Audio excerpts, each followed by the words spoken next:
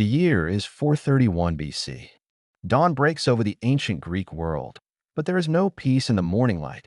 Merchant ships leave crowded harbors carrying grain, olive oil, and wine, while soldiers tighten the straps of bronze armor they pray they will not need before sunset. In Athens, citizens gather beneath marble columns, debating the future of a democracy unlike anything the world has seen. Across the mountains in Sparta, discipline speaks louder than words. Boys are raised to become warriors. Kings rule beside elders, and strength is measured not by speeches but by endurance. For decades, these two great powers have lived in an uneasy balance. One dominates the sea through wealth, trade, and ideas. The other commands respect through military discipline and centuries of martial tradition. Neither truly trusts the other. Every alliance formed by Athens is watched carefully in Sparta.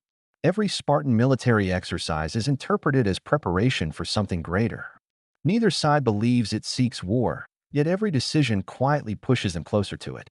Into this dangerous world steps a man unlike the poets and storytellers who came before him. His name is Thucydides. He is not writing to entertain, nor to glorify heroes. He serves as an Athenian general, witnesses the conflict firsthand, and later experiences exile after failing to save the city of Amphipolis. Instead of allowing defeat to silence him, he uses it to observe both sides of the greatest conflict of his age with unusual discipline. He strips away myths, divine intervention, and comforting legends, focusing instead on evidence, speeches, political calculation, fear, ambition, luck, and the difficult decisions made by ordinary human beings under extraordinary pressure. At the beginning of his history, Thucydides makes an extraordinary claim. He believes he is recording not merely a war, but one of the greatest events in human history because it reveals something permanent about mankind itself. Empires rise. Democracies flourish. Alliances promise security. Yet beneath changing governments and advancing civilizations, human nature remains remarkably familiar. People still seek honor. They still fear losing what they possess. They still pursue power, security, prestige, and survival. These forces shape history far more often than noble intentions alone. More than 2,400 years have passed since Thucydides began writing, yet nations continue competing for influence, leaders continue making decisions under uncertainty, and societies still wrestle with the same questions that confronted Athens and Sparta. That is why this book has never truly become ancient. It is not simply the story of a war between two Greek city-states. It is an investigation into power, fear, leadership, democracy, judgment, and the fragile nature of civilization itself. Before the first battle is fought, before armies march and cities burn, Thucydides asks a question that echoes across every generation: what truly causes great conflicts to begin? The answer is far more unsettling than most people expect. Thucydides wastes little time before challenging one of the most comfortable explanations people give for war. Nations rarely admit that they fight because they are afraid. Instead, they speak of justice, honor, broken treaties, or defending allies. Those reasons certainly appear throughout the history of the Peloponnesian War, and many of them were genuine. Yet after examining the speeches, alliances, diplomatic missions, and political calculations surrounding the outbreak of the conflict, Thucydides reaches a deeper conclusion that has echoed through history ever since. He writes that the truest cause of the war, though seldom acknowledged openly, was the growth of Athenian power and the fear this inspired in Sparta. That single observation transformed the way history could be understood. The war did not begin because one city suddenly became evil or another suddenly desired conquest for its own sake. It emerged because the balance of power had changed. Athens had become wealthy through trade, strengthened by its navy, and surrounded by an expanding network of allied states that increasingly resembled an empire. Its magnificent buildings, thriving democracy, and commercial success projected confidence to its own citizens while projecting something very different to its rivals. From Sparta's perspective, every new Athenian success reduced Spartan security. Every alliance Athens formed looked less like cooperation and more like encirclement. Every year that passed seemed to narrow Sparta's options. Fear gradually replaced patience. Suspicion replaced trust. What makes Thucydides remarkable is that he refuses to reduce either side to simple heroes or villains. Athens genuinely believed it had earned its position through sacrifice during the Persian Wars and possessed the right to protect its interests. Sparta genuinely believed that waiting too long might leave it permanently vulnerable. Both sides viewed themselves as acting defensively. Both believed the other misunderstood their intentions. Both interpreted ambiguous actions through the lens of growing distrust. This is where the genius of Thucydides begins to reveal itself. Human beings rarely make decisions based only on what actually exists. They make decisions based upon what they believe is about to happen. Fear concerns itself with possibilities more than realities. Once suspicion takes root, every military exercise appears threatening, every diplomatic agreement looks deceptive, and every technological or economic advantage is interpreted as preparation for future aggression. The conflict becomes self-reinforcing because each side's attempt to increase its own security makes the other side feel less secure. Centuries later, this pattern would repeat across empires, world wars, nuclear rivalries, and modern geopolitics, yet Thucydides identified it while observing two Greek city-states. The insight extends beyond nations because the underlying force is profoundly human. Businesses fear emerging competitors long before market dominance changes hands. Organizations resist rising talent that might eventually replace established leaders. Communities become divided by imagined futures before those futures ever arrive. Even in everyday life, relationships sometimes deteriorate not because of what another person has done, but because of what we fear they might someday do. Thucydides does not argue that fear is irrational. Sometimes danger is real. Sometimes preparation is necessary. His warning is more subtle. Fear becomes most dangerous when it quietly transforms assumptions into certainty. Once that happens, dialogue narrows, compromise weakens, and every decision begins reinforcing the belief that conflict is inevitable. Long before the first spear is thrown, the war has already begun inside the imagination. Yet if fear can drive entire civilizations toward catastrophe, another question emerges from Thucydides' history.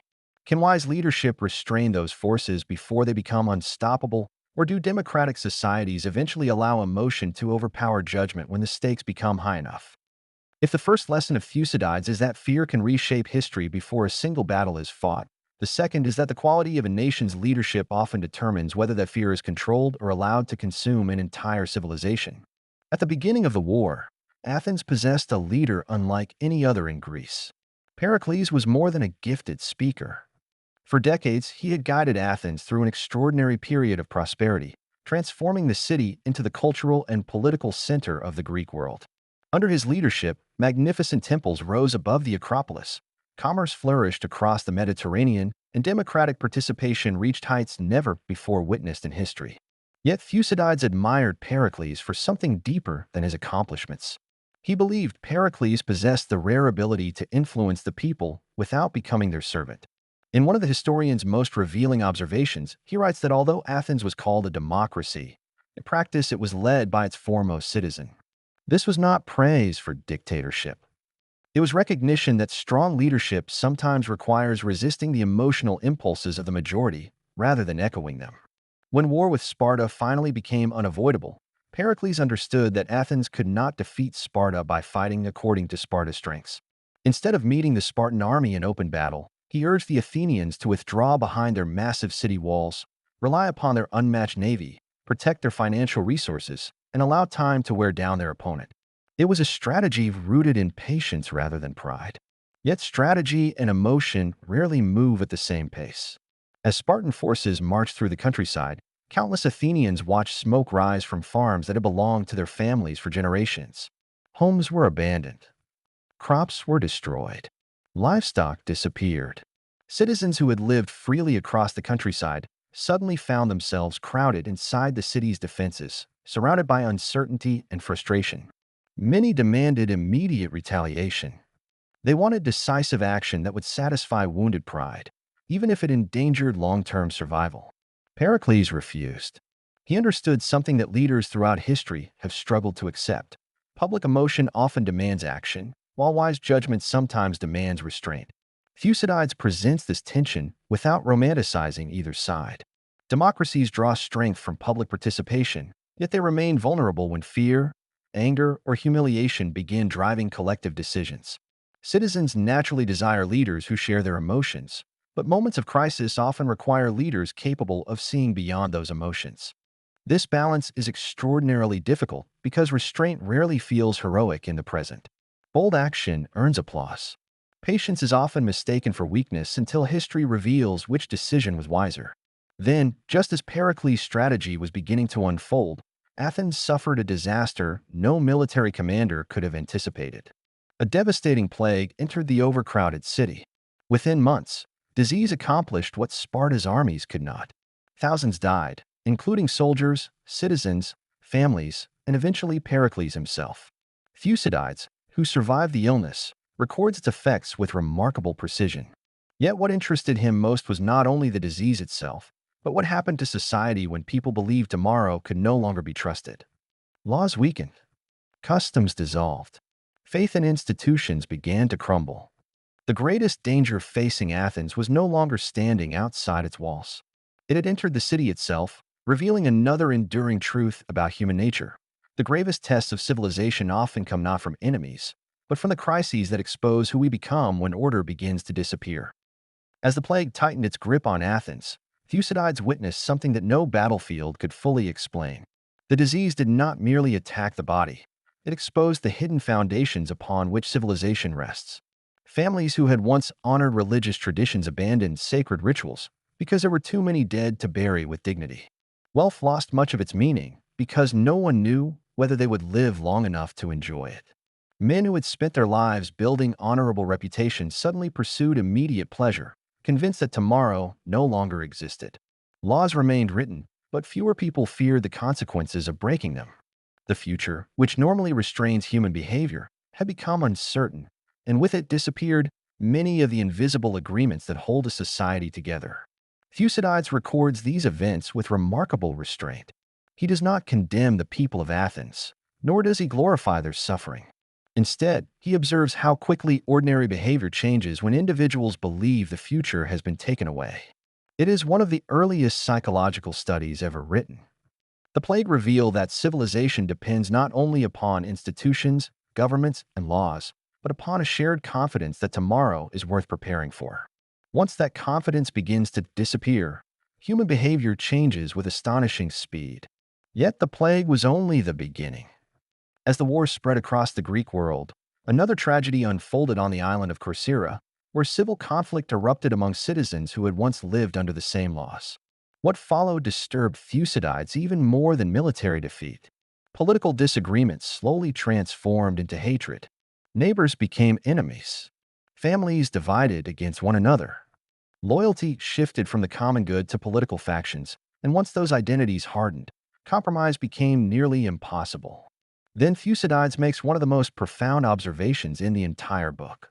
He writes that during the chaos, even language itself began to change. Words no longer described reality, they became weapons. Reckless violence was praised as courage. Caution was mocked as cowardice. Moderation became weakness. Prudence became indecision. Those who sought compromise were accused of betrayal, while those who pushed relentlessly toward conflict were celebrated as loyal defenders of their cause. In one of history's earliest analyses of political polarization, Thucydides demonstrates that societies rarely collapse only because of external enemies. They begin to unravel when citizens can no longer agree on the meaning of the very words they use to describe the world. Once language loses its shared meaning, trust follows. Without trust, institutions weaken. Without institutions, fear fills the vacuum. Reading these passages today feels remarkably unsettling because the mechanisms remain painfully familiar. Throughout history, periods of intense division have repeatedly shown how quickly public discourse can become dominated by slogans instead of thoughtful discussion, certainty instead of curiosity, and tribal loyalty instead of careful judgment. Thucydides is not arguing that disagreement is dangerous. Democracies require disagreement. His warning is directed towards something far more destructive, the moment when winning becomes more important than truth itself. When every issue is viewed as a battle that must produce absolute victory, the possibility of shared reality begins to disappear. Long before cities fall, conversations fail. Long before governments collapse, citizens stop trusting one another. Yet perhaps the most uncomfortable lesson still lies ahead. After witnessing plague, civil war, and political division, Thucydides turns to an encounter that has become one of the most studied conversations in political history. It is a dialogue between a mighty empire and a tiny island, and within that conversation, he forces us to confront one of the oldest questions civilization has ever faced. When survival and morality collide, what do powerful nations truly choose? Among all the battles, speeches, and tragedies recorded in History of the Peloponnesian War, few chapters have echoed through history more powerfully than the conversation that never should have ended the way it did. The year is 416 BC. The small island of Melos has chosen neutrality throughout the war. It is neither a military threat to Athens nor an active ally of Sparta, yet Athens demands complete submission. Before swords are drawn, representatives from both sides meet to negotiate.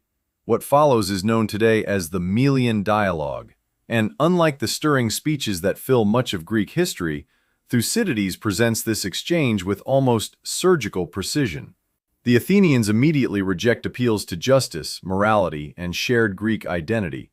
They insist that such arguments only matter when both sides possess equal power. Then they deliver one of the most unsettling statements ever preserved in political literature. The strong do what they can, and the weak suffer what they must. It is a sentence that has been quoted by emperors, generals, diplomats, political theorists, and historians for more than 2,000 years because it strips away comforting illusions and asks a terrifying question. Does power ultimately decide what is possible in international affairs? The people of Melos refuse to surrender. They argue that justice still matters, that fortune can change, that Sparta may yet come to their aid, and that abandoning freedom without resistance would betray everything they value. Their words are noble, their reasoning is sincere, but history is not always kind to those who are morally admirable. Athens besieges the island, captures it after months of resistance, executes the adult men, and enslaves the women and children. Thucydides offers almost no emotional commentary. He allows the facts themselves to carry the weight. It is this restraint that makes the episode unforgettable. He does not tell us what to think. He forces us to confront what happened. Yet the story does not end with Athens' victory, because Thucydides has been constructing a larger argument all along. The destruction of Melos becomes one of the clearest examples of a dangerous transformation taking place inside the Athenian Empire. Success had gradually become certainty. Certainty had become arrogance. Arrogance had begun replacing judgment. When a civilization experiences repeated victories, it can begin believing that intelligence and power have eliminated the need for restraint. The greatest threat is no longer the enemy beyond its borders, but the growing inability to recognize its own limits. Soon afterward, Athens launches one of the most ambitious military expeditions in its history, the invasion of Sicily. The proposal captivates the assembly with promises of wealth, glory, and strategic advantage. Some leaders urge caution, warning that the campaign stretches resources too far and underestimates the enemy. Others argue that hesitation itself would signal weakness. Enthusiasm overwhelms prudence. The expedition sails with one of the largest fleets the Greek world had ever seen, accompanied by tremendous confidence that success is inevitable. Instead, it becomes one of the greatest military catastrophes of the ancient world. Ships are destroyed, armies are trapped, thousands of Athenian soldiers die or are enslaved in the stone quarries of Syracuse. The empire that once seemed unstoppable suffers a wound from which it never fully recovers.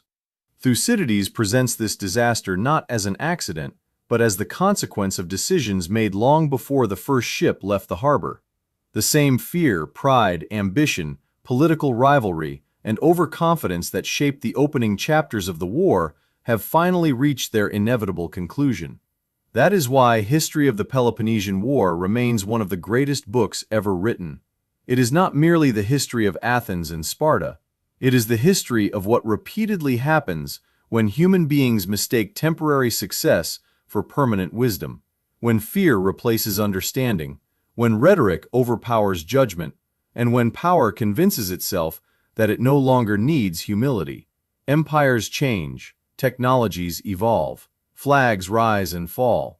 But Thucydides leaves every generation with the same quiet warning. Civilizations are rarely destroyed by a single battle. More often, they are undone by the decisions they confidently believed they could not afford not to make. When Thucydides laid down his pen, the story remained unfinished. The war itself would continue for years before Sparta finally emerged victorious. But that is not what gives this book its extraordinary power. Thucydides never intended to write a tale that belonged only to ancient Greece.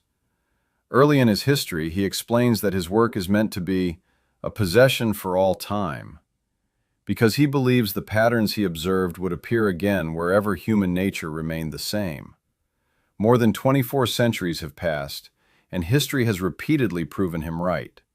Kingdoms became empires. Empires became nation-states. Wooden triremes gave way to aircraft carriers. Bronze spears became missiles capable of crossing continents. Democracies expanded. Technologies transformed civilization, and economies became global. Yet beneath every new invention, the same human questions continue to shape the course of history. How do rising powers affect those already established? How much fear is justified before preparation becomes provocation? Can democracies preserve thoughtful judgment when anger, uncertainty, and public emotion dominate debate? When does confidence become arrogance? When does strength become overreach? These are not ancient questions. They are today's questions. Thucydides offers no comforting formula to prevent conflict, because he understood that history is rarely driven by simple villains or flawless heroes.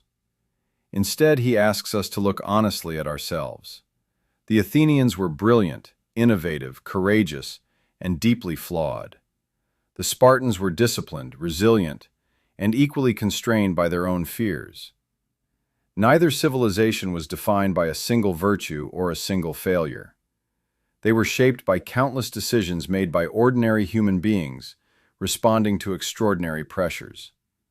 That may be the book's most enduring lesson. History is not an unstoppable force moving independently of people.